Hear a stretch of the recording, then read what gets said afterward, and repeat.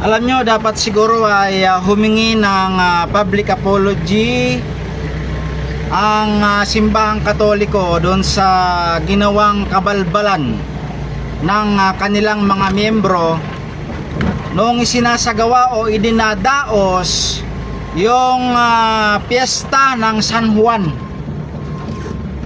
Napakaraming tawang na perwisyo at mga nasaktan. Binubugbog, binabatukan, tinatanggal ang helmet at kung ano-ano ang pinaggagawa ng kanilang mga miyembro. Ay responsibilidad po yan ng simbahang Katoliko. Bakit? Kasi silang may pakana ng piyestang paniniwalang pagano.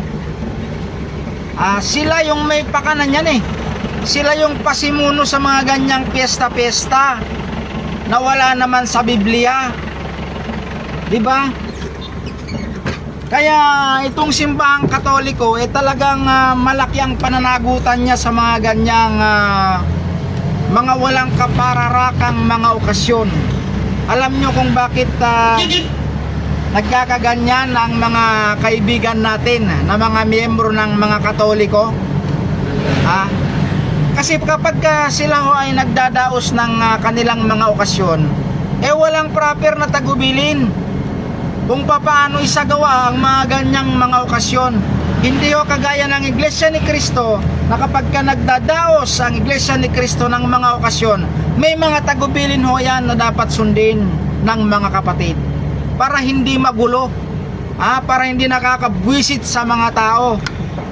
Kagaya niyan, talagang nakaka-high blood, kaya napakaraming tawang nainis dun sa ginawang kabulastugan ng mga miyembro ng Katolikulorum.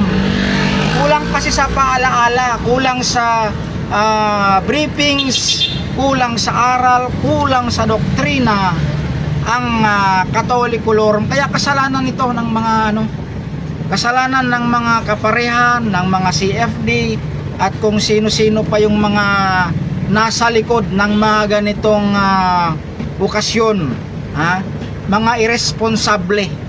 Kaya dapat humingi sila ng public apology sa mga taong naperwisyo, mga naperwisyo at mga nasaktan. Okay, issue ngayon sa INC 1914 ang pagpa-public apology ng simbahang Katolika sa mga tao dahil sa nangyari po na kaguluhan dun po sa pista ng San Juan. At pinagtatawan na nila, sabi nila, kayo talagang mga Katoliko, wala kayong pagkakaisa, kayo talagang mga Katoliko, ang gulo-gulo ninyo. Okay, kaklaruhin natin Okay. Hindi lang po isang beses humingi ng public apology ang simbahang Katolika. Ang paghingi ng public apology, ito ay pagpapakita ng kababaang loob. Wala pong kinalaman dito ang doktrina ng aming simbahan sa pagpa-public apology ng simbahang Katolika sa naganap na kapistahan ng San Juan. Okay, ang mga Katolikong kaanib ay hindi po yan perpekto. Ang mga Katolikong kaanib, hindi din po yan lahat aral. May mga Katoliko na tumanggap lang ng binyag pero hindi inaral ang doktrina ng simbahan. Ang hinihingi ng tawad ng aming simbahan hindi po yung doktrina, kundi yung mga pagkakamali na nagawa ng ibang kaanib ng simbahang Katolika. Hindi yung simbahan mismo, kundi yung ibang kaanib na nagkamali sapagkat hindi sila aral. At for you to know, for your information, hindi lang po yan isang beses nangyari na nag-public apology ang simbahan. Nag-public apology ang simbahan, actually yung Pope mismo, sa mga iskandalong kinasangkutan ng mga pare, ng mga madre, at ng mga sakristan. Inihingi ng tawad ng Pope yan live sa Vatican. Inihingi ng tawad ng Pope yung mga ibang Katoliko na may magagaspang na ugali na naging dahilan kung bakit may mga Katolikong umaalis sa simbahan. Bakit? Hindi kontrolado ng simbahan ang pag-uugali ng mga kaanib ng simbahang Katolika. Dahil hindi naman kami ginagawang robot. Hindi katulad nyo mga INC, mga robot kayo. Bakit? Sa botohan pa lang. Kapag ang kandidato ng INC ay hindi nyo binoto sa inyo, mortal sin yun. Kapag ang kandidato ng INC hindi nyo binoto, pwede kayong matiwalag. Unlike sa aming mga Katolikong kaanib, meron kaming kalayaan kung paano namin ipapakita ang buhay na gusto namin. Kung ikaw ay kaanib ng Katoliko, gusto mong maglasing, edi maglasing ka. May kalayaan ka. Bakit? Buhay mo yan. Kung ikaw ay Katoliko, may kabit ka, edi mangabit ka. Hindi yan panghihimasukan ng simbahan, yung mga personal na buhay na yan. Kung ikaw ay Katoliko at isa kang bakla, edi bakla ka. Hindi yan pinanghihimasukan ng simbahang Katolika. Never po nakialam ang aming simbahan sa mga personal na desisyon ng mga kaanib, sa personal naming pamumuhay. Ang tungkulin ng aming simbahan ay paalalahanan kami dun sa mga boundaries namin, kung hanggang saan lang kami dapat. Pero nasa sa amin na yon kung gusto naming alisin ang boundaries na yan at lumagpas pa kami doon. Ngayon, ang sabi nyo, nag-public apology ang Catholic Church. Actually, I'm proud. Because the Catholic Church uma-admit kung saan nagkakamali ang mga kaanib. Ang Catholic Church ay tinatanggap na nagkamali kami. Bakit kayong mga iglot? Nung pinalayas nyo ang nanay, nung nagpalayas kayo ng nanay ni Eduardo Manalo, if I was not mistaken, or ni Eranio Manalo, yung nanay, nag-public apology ba kayo? Di ba hindi? Ang nakalagay sa Biblia, igalang mo ang iyong ama at ina. Pwede naman tayong magsalita sa nanay na kokontra sa atin na, ma, pasensya na po kayo, pero hindi yan yung pamantayan ng itinatag nating sekta. Mali ka dyan. Hindi ako papabor sa'yo. Dapat ganun pero yung magpalayas ka ng magulang, ikulong mo at hindi makalabas, paulan na ng bala. Ayun ba nag-public apology kayo? Yung mga ministrong na balitang pinatay, yung mga ministrong na balitang tumanggap ng death threats, after ng death threats, pinatay, may nag-public apology ba sa inyo? Wala. Yung mga ministro na sangkot sa krimen ng pagpatay, nag-public apology ba ang sekta ng INC? Hindi. Kami, na mga kaanib, isa na ako doon, hindi kami perpekto. Hindi kami nagkiklaim na kami ay banal, matuwid, malinis, perpekto. Lahat kami na mga kaanib ng simbahang Katolika ay may kabulukan. At dahil sa mga kabulukan na pag-uugali naming mga kaanib ng Katoliko, yan ang inihihingi ng tawad ng simbahang Katolika. Lahat kami ay may kahinaan. Lahat kami may kapintasan. Bakit kayo? 'Di ba? Ang lakas niyong manilip sa kapintasan ng aming simbahan. Tinignan niyo na ba ang kapintasan ng simbahan ninyo? Nagdaos kayo ng pagdiriwang sa Africa, maraming namatay. Ba ng INC sa Africa, bakit? Maraming namatay, nagkaroon sa pamimigay nyo ng pagkain, maraming na-stampede, maraming namatay. Inihingi nyo ba ng tawad yan? Ban kayo sa bansang Africa? Hindi ba? Ang simbahang Katolika, pwede ka bang mag-name ng bansa na naban ang simbahang Katolika? Maraming bansa na ban ang INC. Hindi kayo pwedeng magtatag ng inyong iglesia sa Jerusalem. Nagtatago kayo. Hindi po ba? Hindi kayo pwedeng lumantad sa bansang China. Nagtatago din kayo. Hindi po ba? Maraming mga bansa ang hindi kayo legal. Pero ipinagsisiksikan nyo ang mga sarili nyo. Hindi po ba? Maraming mga ministro ang nanggahasa. Inihingi ba ng tawad ng sekta ng INC? Hindi. Maraming mga ministro ang pumatay na balita. Inihingi ba yan ng tawad ng sekta nyo? Hindi. Maraming mga ministro sa inyo ang bakla na tinatawag nating silahis. May mga kaanib kayo na nasa same-sex relationship. Yang mga issue na yan ay inihingi yan ng tawad ng aming simbahan. Hindi dahil mali ang aming katuruan, kundi kaming mga kaanib ay hindi perpekto. Paano mo ngayon sasabihin na nakakahiya ang Katoliko, nagsorry ang simbahan, RMG Aguila, no? Kayo ang mga simbahan ninyo naghumingi ng tawad kay do sa kapistahan ni Juan Bautista, dapat lang. Nakakahiya naman kasi talaga. Kahit ako bilang isang Katoliko, hindi ako pabor doon. Hindi ako pumabor sa ginawa ng mga Katoliko sa araw ng kapistahan. At hindi naman din lahat ng Katoliko ay natuwa. May mga Katoliko talaga na nagtaas din ng kilay.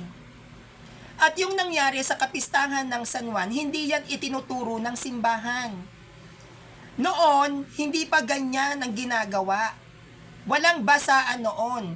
Ang tunay na kapistahan ni San Juan, ang ginagawa ng mga tao dyan noon, palibasa kasi mga mangmang kayo sa history, ganito yan. Ang tunay na tradisyon na ginagawa ng mga taga San Juan kapag sasapit ang araw o kapistahan ni San Juan Bautista, nag-a-outing yan. Pumupunta ng dagat, naglulublub doon, nagsiswimming. Kaya nga tubig eh. Pero dahil may mga nagdedebosyon, no? Sa tuwing sasapit ang araw ng San Juan, nagsimula ang basaan na yan sa bawat pamilya. Sila nagbabasaan sila at masaya sila. At yung mga binabasa nila noon doon, yung mga kamag-anak, kapamilya, bilang pagpapakita sa simbolismo ng pagbibinyag ni Juan Bautista kay Kristo sa Ilog Jordan. Ang panahon ay nag-e-evolve. Ang panahon ay nagiging moderno. At ito ay binago ng mga modernong kabataan. Hanggang sa nagbasaan na yung mga magbabarkada. Una, pamilya-pamilya pa lang yan. Tas napunta sa kamag-anak. Hanggang sa dinagtagal, nagiging modern ang mundo, no, nagiging moderno na panahon, sinama na yung mga kaibigan. Sila nagbabasaan, kasama ng pamilya, kasama ng kamag-anak. Ine-enjoy nila bilang pagpapakita tubig sa bautismo ni Juan Bautista sa Ilog Jordan kay Christ. At habang lumilipas ang maraming panahon, may mga Katolikong pasaway na ultimo yung mga hindi naman dapat basain, binabasa. Ang inihingi ng tawad dyan, hindi yung aral, kundi yung mga maling pag-uugali na ginawa at ginagawa ng ibang mga Katoliko. Dahil hindi naman lahat ng kaanib ay pabor sa ganon. Kahit di naman ako, hindi po ako pabor sa ganyan. Never akong papabor sa maling pamamaraan ng ginawa nila sa kapistahan ni Juan Bautista. Ang pagkakamali ng isang Katoliko pagdating sa pag-uugali ay hindi yan pananagutan ng aming aral. Like what I've said, may mga Katolikong aral, may mga Katolikong binyagan lang. Kaya nga meron kami tinatawag na nominal Catholic, cafeteria Catholic, di ba? Iba-iba yung mga level ng mga Katolikong kaanib kung paano sila i-describe. Hindi naman lahat ng Katoliko alam ang divinity of Christ, alam yung aral sa sacred images ng Catholic Church. Hindi lahat ng Catholic alam yung true church, alam yung history ng Bible. Hindi lahat ng Catholic alam kung bakit may pare, ano ang misa, bakit may banal na hapunan. Hindi lahat may alam yan. Dahil may mga Katolikong masyadong abala sa paghahanap buhay. May mga Katolikong nag-concentrate sa buhay pamilya. May mga Katolikong nag-concentrate sa pag-aasawa. May mga Katolikong nag-concentrate sa pagiging breadwinner. Na wala na silang time para mag-aral pa ng salita ng Diyos, lalo na sa panahon ngayon. Lumabas na yung mga sikat na girl group, Bini. 'Di ba? Ang daming mga kabataan ngayon, adik na adik dun sa Bini na group. May mga kabataan na na-focus sa music, na-focus sa pagsasayaw, na-focus sa paghahanap buhay. At talagang na-etsepwera ang pag-aaral patungkol sa simbahan. Kaya nga ako, kahit na kaliwat kanan ang bashers ko, mapakatoliko man o hindi, pinipilit kong lumaban. Pinipilit kong magpatuloy sa pagtuturo sa aral ng aming simbahan kasi paubos na yung mga kabataan sa mga Katolikong aktibo. Lahat ay nakafocus na sa mga makamundong gawain. Lahat nakafocus na sa entertainment. Halos wala nang nagsisimbang mga kabataan, kung may magsisimba man, pinilit pa ng magulang. Kaya yung nagkaroon ng pista ng San Juan, nagulat ang simbahan na ganon ang naging behavior ng mga kabataan. Bakit? Dahil yon ay pagpapakita na maraming kabataang Katolikong hilaw. Kaya ako, kahit na mahirap maging CFP, hindi ako nakakapag-focus sa pinansyal na pangangailangan ko, kaka-video ng ganito. Kahit nahirap para sa akin, sinisikap at pinipilit ko na magpatuloy kahit alam kong napaka-imposible na. Bakit? Para sa mga kabataang katulad ko. Gusto ko silang magkaroon ng kaalaman. Gusto kong malaman nila kung ano ang tamang pamantayan ng tradisyon ng Catholic Church. Kaya hindi yan kasalanan ng simbahan kung may mga kabataan na pumalpak sa kapistahan ng San Juan kasi hindi tinuruan sila ng simbahan namin na, basain nyo yan. Ayan, yung papasok sa trabaho, basain nyo. Never nagturo ng ganyan ng simbahan. Yan ay desisyon ng mga modernong kabataang Katoliko na sa sobrang nag-enjoy sa kapistahan, hindi na naisip ang magiging bunga ng kanilang ginagawa sa ibang tao. Kaya nag-public apology ang Catholic Church. Hindi yan ibig sabihin na mali ang aming simbahan. Pagpapakita ng pagpapakumbaba na ang ibang kapanalig naming Katoliko ay nagkamali sa araw na kapistahan ni San Juan Bautista. Sana nagkakaintindihan tayo dito, RMG Aguila.